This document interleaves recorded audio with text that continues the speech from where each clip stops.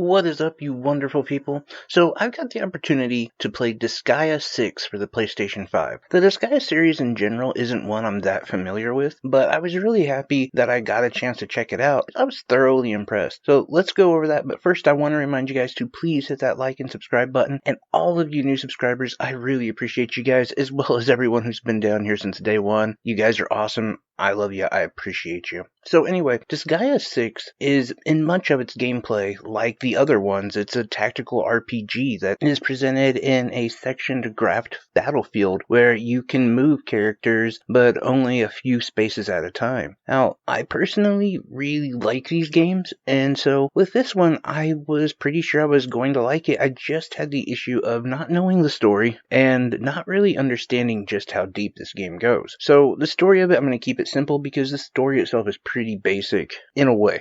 Well, as basic as any story is about a zombie beating the god of destruction. But in this game, you play as Zed, and you are a zombie who has the ability to reincarnate. But every time you reincarnate, your stats stay where they were before you died. It's just your level goes back to 0.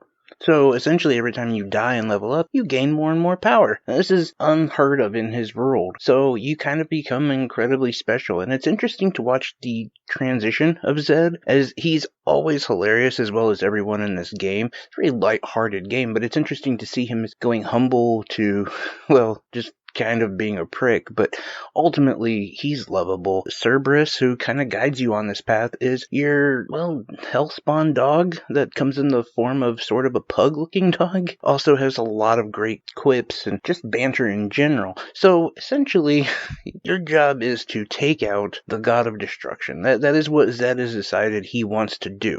And you can see throughout the game that the god of destruction has had a negative impact upon pretty much this entire world, so it makes sense why Zed wants to do this, although I would question Zed's real motive. But that's essentially the story of the game. Like, it does go further, so I don't want to ruin anything, but a lot of times you'll find yourself in storylines that are rather ridiculous. But that, again, isn't the point. This game is all about gameplay, and that was an issue, because when I first started playing it, I didn't really enjoy myself. Then I talked to my friend Trotty, who said, well, have you been going into item world? Have you been customizing your characters? Have you been creating characters like you should? And I hadn't been, to be honest. And honestly, that's just a new experience for me, because most of the tactical RPGs I play are rather militaristic and pretty uptight. So there's a ton of options in this game, including something called the cheat shop, which you can literally go there and just arrange how your spoils are divvied out to you. Are you given more XP? Are you given more mana? Are you given more gold? With each one being incredibly important, because you see, with mana, you can go to the Dark Assembly and you can literally create your own characters that are balanced by that mana. If you put a lot of mana into them, you can have a really strong, powerful character. If you don't have that much mana, they don't have the potential to grow very strong.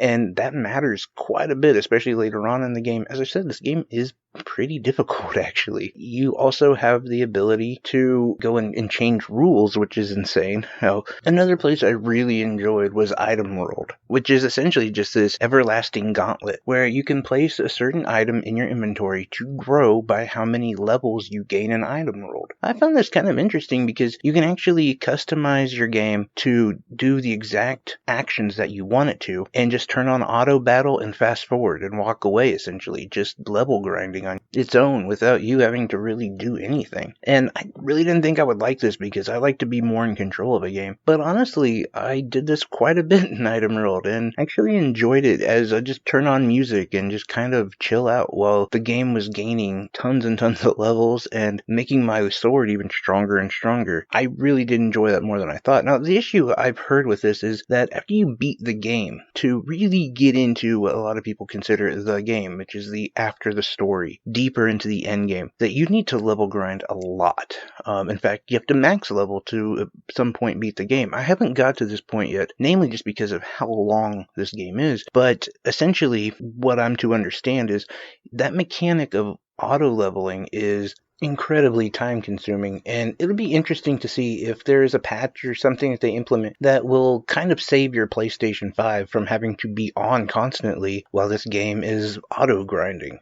So with so many customizable things about this game, this is not for the faint of heart. This game needs all of the customization, the huge numbers, which totally blew my mind when I saw my character at level 400 or 2000 at some point, and the big numbers you're doing, 64,000 damage, 200,000 damage, a million damage, but none of that really means much. It's just ratioed into how strong the enemies are. So as where it has gigantic numbers, it doesn't really mean much. And this game definitely requires you to use all of your tactics, all of your skills, because it does get difficult. Yes, you can go to places like Item World and just auto grind, but in the story mode, there are points where you will basically be up against you having to rely on your skills and parts of the things that they teach you in the game, like skill combos, regular combos, utilizing the battlefield. There's a ton to this game, and it's really pretty in-depth and pretty interesting. Now, I will say the difference here between the Nintendo Switch and the PlayStation 5 is obviously graphics. That's a big one. Graphics and processing. This game is so much more smooth on the PlayStation 5 and looks a lot better.